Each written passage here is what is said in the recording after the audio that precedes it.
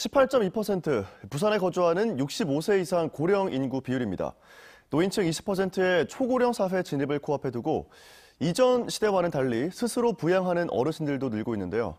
새해 일자리 기획 보도 오늘 마지막 순서입니다. 일하는 노인들을 현지호 기자가 만나봤습니다. 정성스런 손길로 전동 자전거를 정비하는 69살 배병기 할아버지. 개인 사업을 접은 뒤 자전거에 올라타 부산을 찾는 관광객들에게 이바구 길을 안내해 왔습니다. 아직 일할 수 있다는 게 그저 즐겁다는 배병기옹. 어떤 면에서 보면 아주 즐겁다고 봐야 됩니다.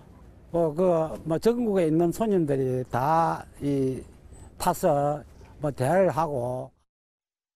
화장실 안을 샅샅이 뒤지며 무언가를 찾는 노인들. 불법 촬영 카메라가 있는지 점검하는 겁니다. 하루 3시간씩 한 달에 10번. 무료하게 보낼 수도 있는 시간을 일하는 데 쓰면서 기쁨도 2배입니다. 내 생활에 보탬이 되고 뭔가 할 수 있다는 게 정말 긍정적으로 좋습니다. 전국 특광역시 가운데 65세 이상 고령 인구 비율 18.2%로 1위인 부산. 고령화가 급격히 진행되면서 일하는 노인도 늘고 있습니다. 지난해 부산시의 장노년 일자리는 모두 5만 3천여 개.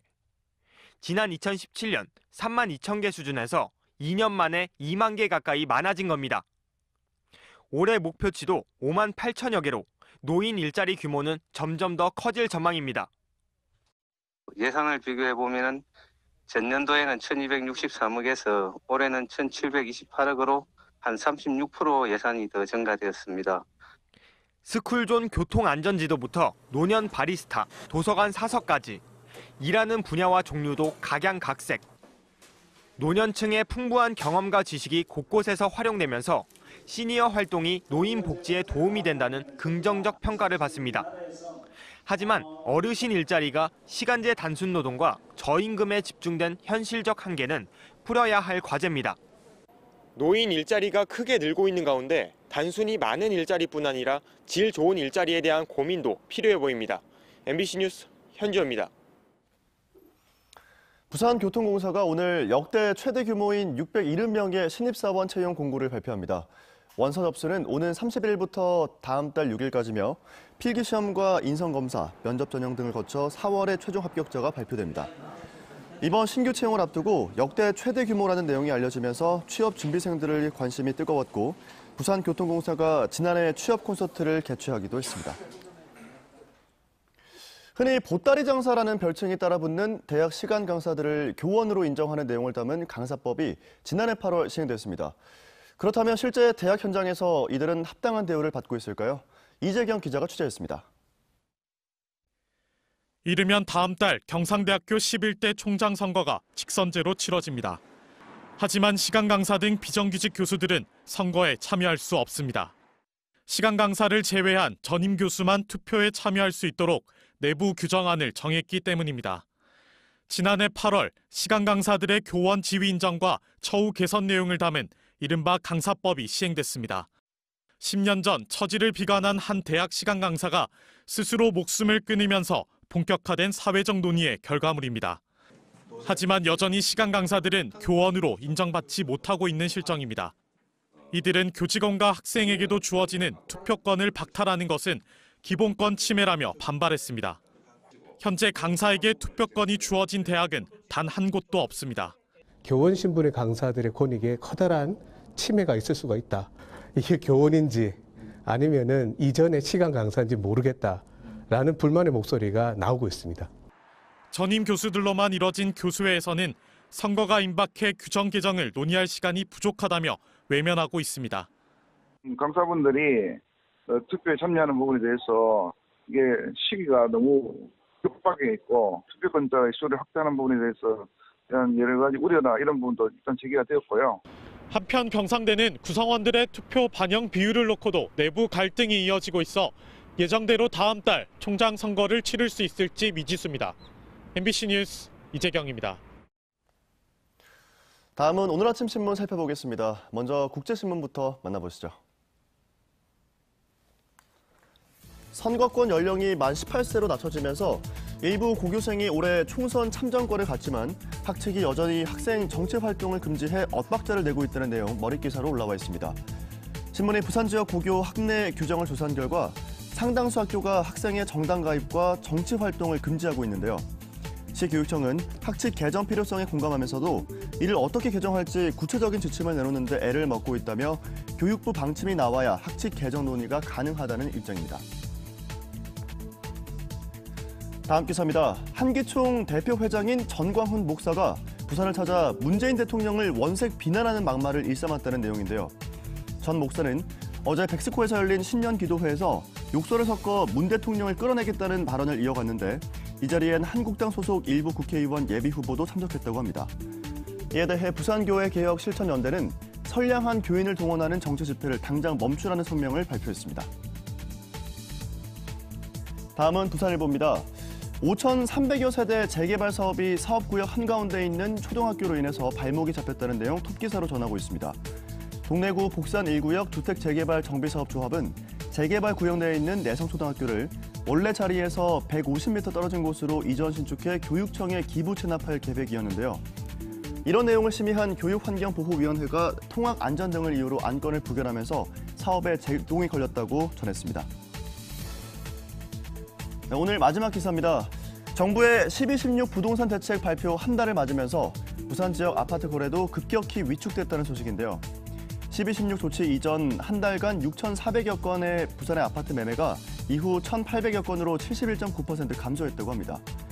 특히 해수동 지역의 아파트 거래가 크게 감소한 걸로 나타나 투기 수요 억제를 위한 12.16 조치의 직접적인 영향 때문으로 분석된다고 신문은 전했습니다. 지금까지 아침신문 살펴봤습니다. 부산은 오늘 구름 많다가 오후부터 차츰 맑아지겠습니다. 오늘 아침 최저 기온은 3.6도를 기록했고 낮 최고 10도로 어제와 비슷하겠습니다. 부산은 오늘로 8일째 건조주의보가 발효 중이어서 산불 등 각종 화재 예방에 각별한 주의가 필요합니다. 주말인 내일은 오전 중에 부산 동쪽 지역을 중심으로 비 또는 눈 소식이 있습니다. 예상 강우량은 5에서 10mm로 많지는 않겠습니다. 바다의 물결은 동해남부 먼바다에서 최고 2.5m로 점차 높게 일겠습니다. 총선이 다가오면서 보수 야권의 통합이 본격화하고 있습니다. 특히 부산은 여야 대결이 치열한 곳이라 보수 통합이 선거판을 크게 흔들 것으로 보이는데요. 보수 진영의 후보 단일화 여부와 범위에 따라 반대로 여당의 선거 전략도 변화가 예상됩니다. 민성빈 기자입니다. 혁신통합추진위원회 출범 이후 보수통합 과정에 가장 관심 지역이 부산입니다. 여야 접전이 예상되는 만큼 보수 후보 단일화가 선거 판도의 핵심 변수로 꼽히고 있습니다. 그 중심에선 박형준 혁통위원장과 하태경 새로운 보수당 책임대표 등 부산 인사들의 행보에 관심이 쏠리고 있습니다. 하 의원은 혁신통합이 이뤄지면 PK 지역에서 전승도 가능하다며 기대감을 드러냈습니다. 묻지만 마이너스 통합, 혁신 플러스 통합이 있어요. 그래서 이기는 통합은 혁신 통합이다.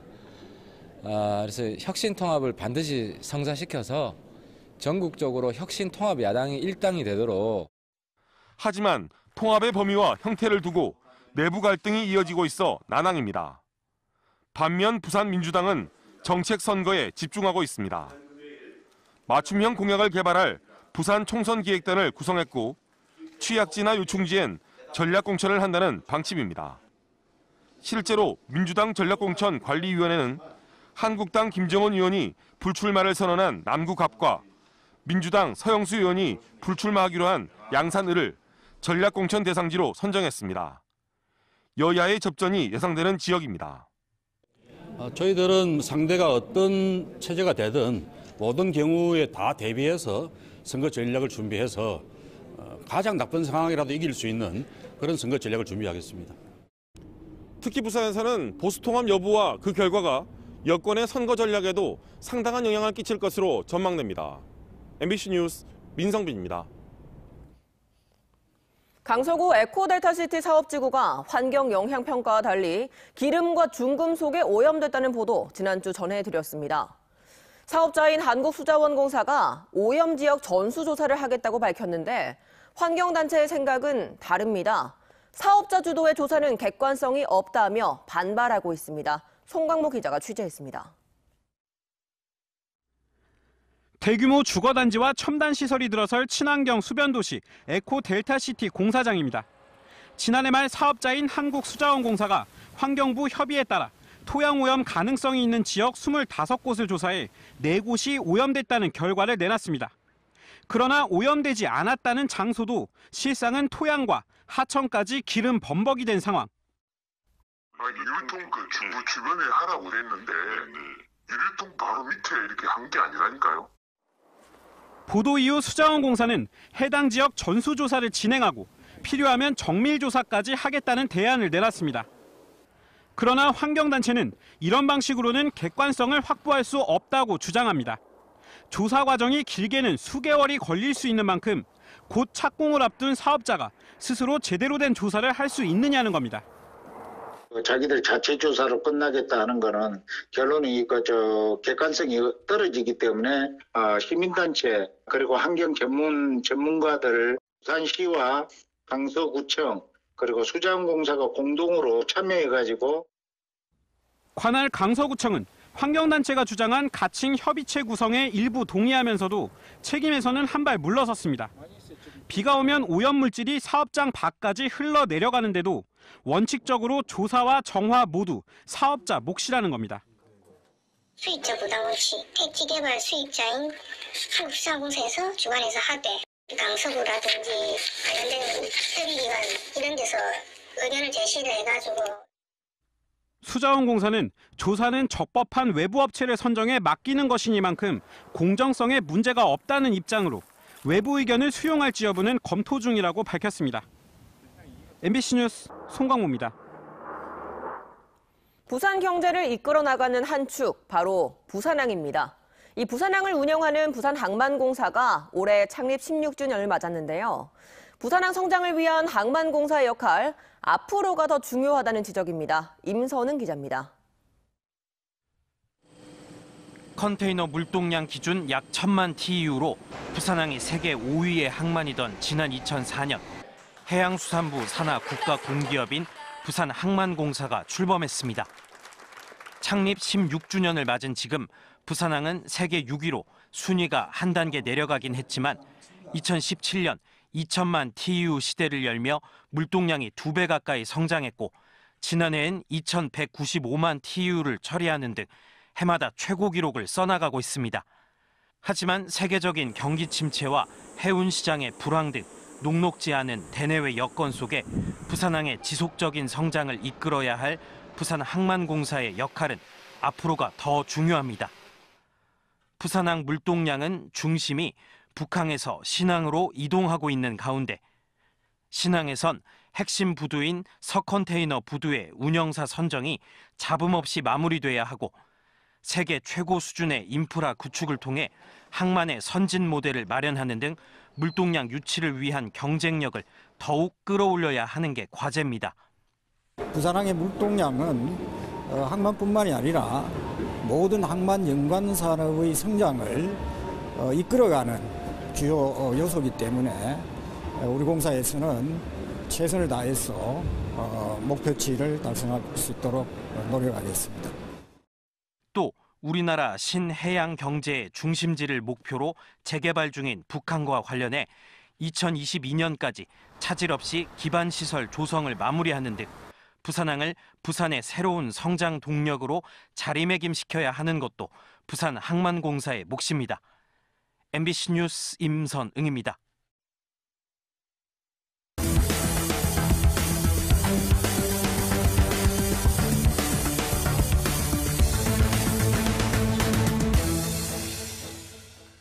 오늘 오전 5시 20분쯤 연제구 거제동의 4층 주택 2층에서 불이 나 건물 내부 등을 태우고 10여 분 만에 꺼졌습니다.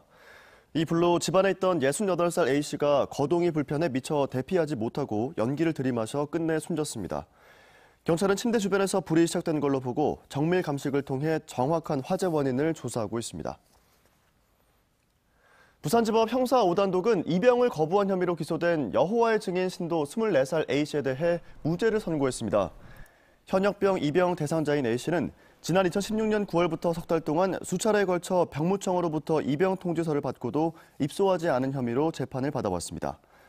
재판부는 모친도 같은 신도며 피고인이 어렸을 때부터 성서를 공부하고 친례를 받아 정식으로 여호와의 증인 신도가 된 점 등 여러 가지 사정을 볼 때 양심에 따른 병역 거부자로 판단했다고 밝혔습니다. 부산진경찰서는 사회단체에 지급해야 할 보조금 수백만 원을 빼돌린 혐의로 부산진구청 공무원 A씨를 검찰에 불구속 송치했습니다. A씨는 지난해 7월부터 2달 동안 지역 사회단체 보조금 370여만 원을 무단 인출한 뒤 개인적인 용도로 사용한 혐의를 받고 있습니다. 부산진구청은 자체 감사를 통해 A씨의 횡령 혐의를 확인했으며 빼돌린 돈을 모두 되돌려 받았다고 밝혔습니다. 어제 오전 9시 40분쯤 금정구 구서동 도시고속도로 2차로에서 승용차가 중앙분리대를 들이받는 사고가 발생했습니다. 이 사고로 운전자 28살 A씨가 부상을 입었고 사고 수습을 위해 20여 분간 차량 정체가 이어졌습니다. 경찰은 승용차가 차로를 바꾸는 과정에서 운전 부주의로 사고가 난 것으로 보고 정확한 경위를 조사하고 있습니다.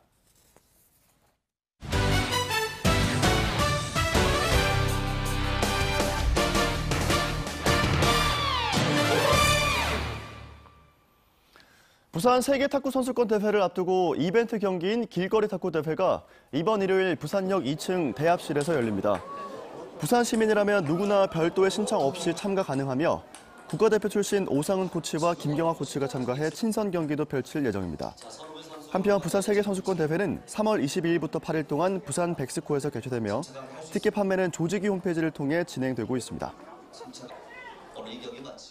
수도권 집중 현상을 극복하기 위한 부울경 메가시티 심포지엄이 어제 부산시의회 대회실에서 열렸습니다.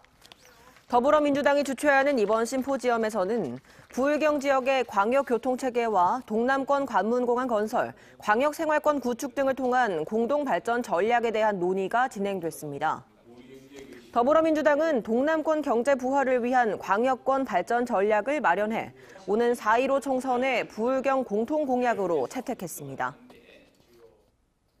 부산시 선거방송토론위원회가 21대 국회의원 입후보자들의 토론 역량 강화 지원을 위해 TV토론 아카데미를 개설한다고 밝혔습니다. 다음 달 14일 부산 MBC에서 진행되는 TV토론 아카데미는 부산과 울산, 경남, 대구, 경북 지역 입후보 예정자를 대상으로 무료로 진행됩니다. 수강 희망자는 다음 달 5일까지 부산시 선거방송토론위원회 이메일이나 팩스로 신청서를 접수할 수 있습니다. 올해 설 연휴에 부산 기업들은 평균 3.8일을 쉬는 것으로 조사됐습니다. 부산 경영자 총협회가 지역기업 119곳을 대상으로 설 연휴 실태를 조사한 결과 설 휴무 일수는 평균 3.8일로 전년 대비 1.2일 감소했다고 밝혔습니다. 기업 규모별로는 대기업이 4.2일로 중소기업 3.7일보다 반일 길었습니다. 설 상여급 지급과 관련해서는 지역기업의 65.1%가 지급 예정으로 작년의 68.5%보다는 3.4%포인트 줄었습니다. 기업 규모별로는 대기업이 70%, 중소기업의 61.3%가 상여금을 지급할 계획이라고 답했습니다. 유엔 대북 제재 위반 의혹을 받는 선박에 대한 조사가 장기화하고 있습니다. 부산해양경찰서는 지난해 3월부터 북한 선박의 석유 제품을 환적한 혐의로 파나마 선적 석유 제품 운반선 선주 러시아인 A씨를 조사하고 있는 가운데 증거로 제시된 선박 위성 사진 등을 A씨가 모두 부인하면서 혐의 입증에 어려움을 겪고 있습니다. A씨는 지난 2018년 7월부터 6개월간 북한 청진항에서 유엔 안보리 제재 대상인 금진강 3호에 석유 제품을 옮겨 실은 혐의를 받고 있습니다.